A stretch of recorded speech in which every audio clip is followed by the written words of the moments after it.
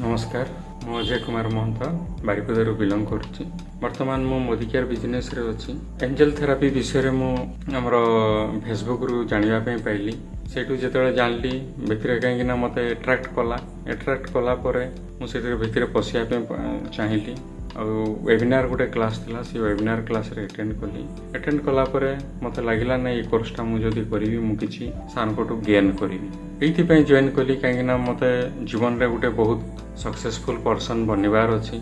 आ successful person बनवाई हेले आपको किसी ना किसी शिखापी पड़ो निज विषय निजको अपग्रेड करने पड़ो अपग्रेड करने मु एंजल थेरापी को चूज कली एंजल विषय तो शुणी थी बट सेटा केमतीका कौन थेरापी से विषय जानी नी केवे भी मत कहीं किसी कौन सी वीडियो भी मु पाइनी केवे कहारी भी मु शुणी नी बट एटा फास्ट टाइम मु जानापी पाइली वेंकटेश्वर सार जे गोटे एंजल थेरापी बोली भी सार गोटे करुँच बहुत खुशी लगिला तापर जॉइन कली 6 दिन कोर्स थिला 6 दिन कोर्स रे बहुत किसी सार मैडम मान को कहि बहुत किसी मु पाइछि जोटा कि एफर्मेशन है न्यूमरोलोजी है एंजल को केमती आम डाकिबा निज ग्राटिट्यूड को केमती ये करवा बट सबुठ बड़ है ये मुझे शिखापी पाइली जे आम जो सबू लोक कंटाक्ट अच्छे माँ बापा भाई भौणी वाइफ पिला छुआ समस्त कंटाक्ट आम आसुचे बट क्या आम रागिक क्या कौन कहीदे बापा को भी किसी कही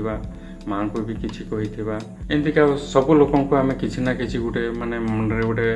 राग भाव रखिक कहीदे बट से विषय भी बहुत माने डीपली आज मत जानवाप मिलला एंजल थेरापी रे जदि मिसुचे मु जो शिखिली आपण मैंने भी जदि चाहिए एठू बहुत किसी नहीं पारे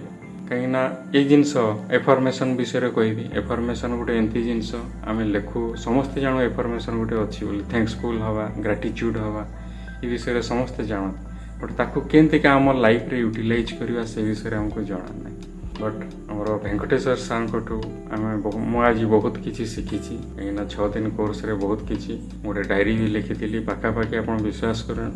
365 डेज रो डायरी 6 दिन भितर माने 50% रु अधिका मोर डायरी रे मु लिखि सारी माने पाखापाखि 180-200 पेज मु लिखी 6 दिन भितर तो बहुत बढ़िया थिला बहुत ही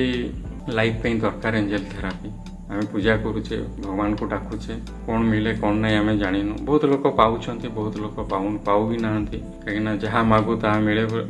निहाती जदि आप ठीक से ये करुवे बट जदि एंजल थेरापी को आम आम लाइफ रे एड करुचे तेरे आपंकर भैल्यू एड निहाती हो समस्त को मोर रिक्वेस्ट जदि आप